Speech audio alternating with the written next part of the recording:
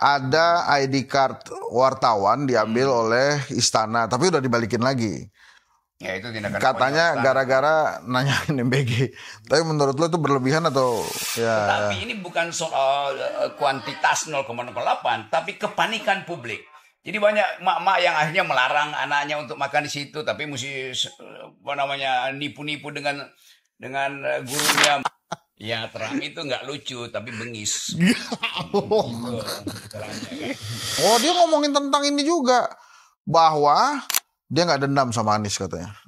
Dikasih nilai 11, justru gara-gara itu emak-emak milih dia. 11 itu udah maksimal, di atas 10 kan 11. Iya. Abu Bakar Ba'asyir datang ke rumah Pak Jokowi itu, menurut lo gimana?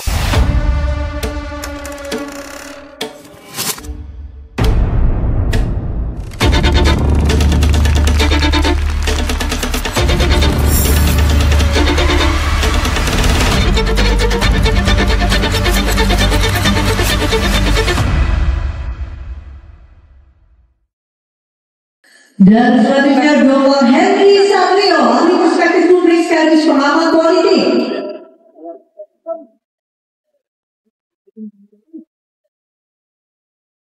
Dan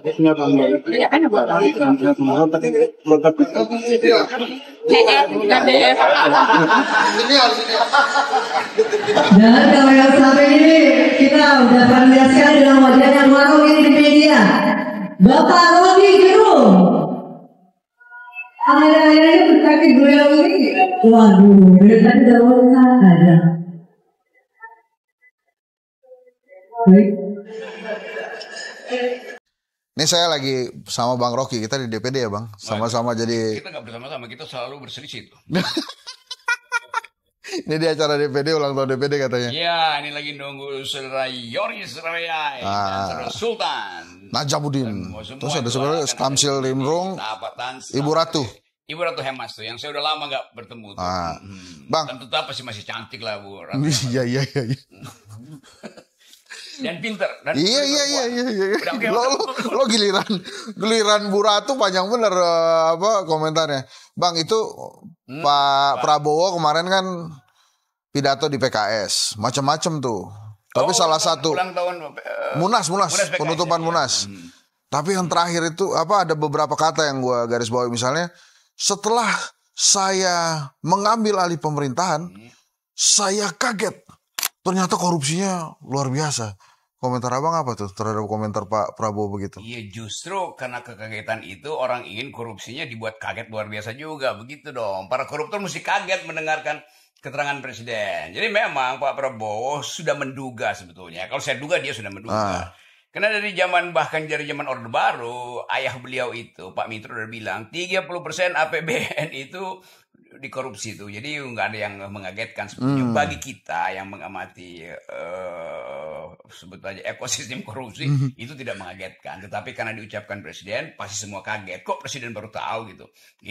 Dan dengan cara itu kita tuntut supaya kekagetan itu berbuah pada kekagetan koruptor. Iya, itu maksudnya tuh. Wah, luar biasa tuh, mengagetkan. Terus dia sentuh juga MBG. Ini kan sudah puluhan juta paket. Memang ada yang rusak. Bukan yang rusak lah, yang perlu diperbaiki 0,00017%. Ya, semuanya tergantung pada niat. Mau memperbaiki melalui riset laboratorium atau sekedar diselesaikan dengan omon-omon kan. Itu intinya tuh. Pak Presiden tentu prihatin karena menganggap ini adalah program andalan. Tidak boleh main-main di situ. 0,00 sekian persen. Itu sudah membuktikan bahwa ada yang nggak beres 0,0 sekian persen. Ada yang dikorupsi 0,0 sekian persen. Kan itu fakta awal dari jumlah yang sangat besar tuh. Tetapi ini bukan soal kuantitas 0,08, tapi kepanikan publik.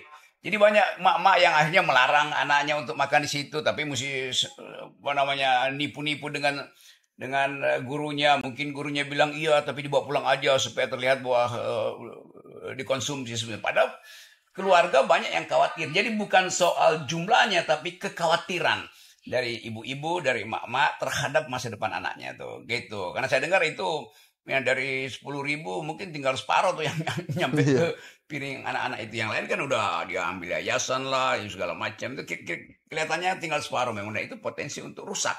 Gizinya pasti rusak dan kualitasnya turun. Oh, gitu. dia macam-macam tuh kemarin itu. Terus dia juga bilang begini. Tapi yang paling penting ini loh, Pak. Apa? Presiden menerangkan itu sebagai sesuatu yang membahayakan masa depan itu. Jadi apapun jumlahnya pasti akan jadi pokok pembahasan di kabinet. Dia harus perbaiki itu dong. Ya sangat harus. Kan banyak laboratorium kita. Tapi itu ada presiden berapa kali juga ngejok juga dia. Dia lucu juga ternyata ya kalau lagi di mimbar ya. Ya orang yang pintar pasti lucu. Dia cerita tentang waktu di PBB. Di PBB Trump saya bilang itu gimana tuh kalau Anda marah-marah tuh. Ini lagi bersemangat aja gebrak-gebrak mimbar. Ya Trump itu nggak lucu tapi bengis. Dia keras dengan caranya kali Bang ya. Iya, Prabowo seorang militer, tapi menampilkan postur diplomat sipil di forum dunia tuh. Sebaliknya, Trump itu seorang bisnismen, tapi menampilkan postur militerisme di dunia. Itu bedanya tuh. Apa kurang bagus gua puji-puji? Iya. Macam-macam tuh. Terus apa lagi tuh kemarin dia ngomong? Oh, dia ngomongin tentang ini juga, bahwa dia nggak dendam sama Anies katanya. Dikasih nilai 11 justru gara-gara itu emak-emak milih dia. Ya, semua hal yang sudah terjadi begitu dievaluasi memang tidak boleh ada dendam. Karena politik itu basisnya adalah kesepakatan untuk berbeda. Gitu. Top dari Pak Prabowo ya. Top lah. Top ya, luar biasa. 11 itu udah maksimal, di atas 10 kan 11. Iya. Oke. Taruh loh. Satu lagi.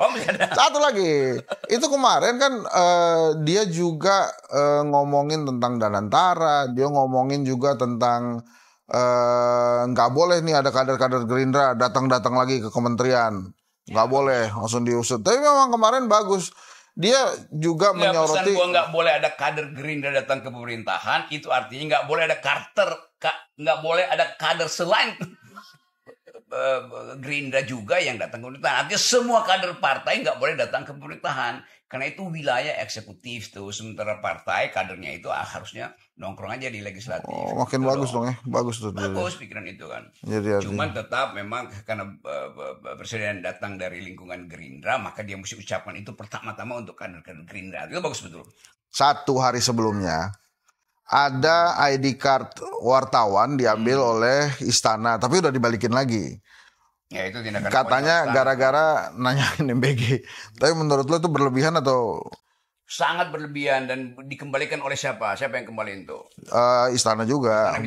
Biro pemerintahan media. Mesti paling enggak Seknek atau Sekap yang kembaliin itu. Oh, nggak bisa biro, nggak bisa biro itu. Ini bukan soal teknis kembali mengembalikan. Ini soal prinsip bahwa kebebasan untuk memperoleh informasi itu bukan sekedar dilindungi oleh undang-undang pers, tapi dilindungi oleh peradaban supaya kita tahu apa yang terjadi di dalam MBG itu. Maka presiden dengan sendirinya harus well informed. Dia mesti tahu jawabannya. Kan presiden pasti bisa jawab tuh kenapa dihalangi dengan mencabut kartu itu kan. Jadi nggak ada soal tuh. Nggak, tapi mungkin kemarin nggak, itu istana ini kali bingung kali. Wah, kok nanyanya di luar konteks. Ya kalau bingung ya jangan ada di istana tuh. Ada ya, maksudnya pendekatannya personal aja ya Bang.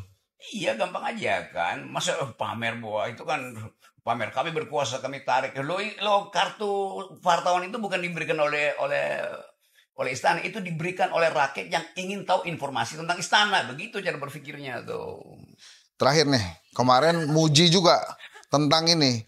Ya Shirley, Menteri Tenaga Kerja, dia bilang begini, PKS nih saya minta mana yang mau jadi menteri gitu. Disodor teknokrat dari ITB, canggih juga PKS. Lo PKS memang dari awal isinya intelektual gitu, bukan intelektual lah kalau mungkin terlalu konseptual. Mereka yang punya kemampuan teknokratik itu artinya dari kalangan akademisi. Itu bahwa kemudian itu jacketnya PKS ya, karena portofolio partai itu perlu ada representasi di kabinet kan. Jadi banyak betul teman-teman PKS yang pintar memang tuh. Sebaliknya banyak di partai lain yang kekurangan teknokrat, maka yang disorongkan oleh partai jadi menteri adalah mereka yang potensi melakukan korupsi justru kan. Itu bedanya tuh. Oh, tapi ini pertanyaan selanjutnya ini pertama dan terakhir tentang Jokowi. Kenapa? Abu Bakar Basir datang ke rumah Pak Jokowi tuh, menurut lo gimana? Walaupun dia bilang, wah saya kaget datangi, tapi menurut gue sih masa bertamu kagetan. Abu Bakar Basir sudah mengucapkan janji setia pada Merah Putih. Nggak, maksud gue gini, pertanyaannya, ini lagi mainin apa Pak Jokowi nih?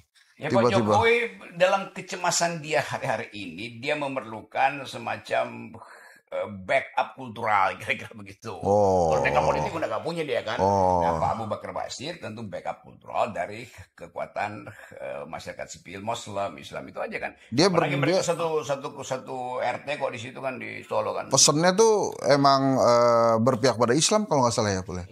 Gitu tuh. Siapa yang dipesan? Abu Bakar Basir ke Pak Jokowi. Ya, pasti dong, kan berpihak pada Islam artinya berpihak pada nilai-nilai keislaman, keadilan, kesejahteraan, kejujuran itu kan. Ya, jadi, maksud gue ini skenario apa ini? Gak ada skenario di situ, itu cuman ya hobi kecil buat terima tamu karena nggak ada lagi tamu yang datang ke situ. Ya, udahlah diatur supaya kan kita mesti baca itu between the line kan gitu. Sebelum berlanjut pertanyaan-pertanyaan aneh beliau ini, stop. Oke, salam akal sehat. Assalamualaikum warahmatullahi wabarakatuh.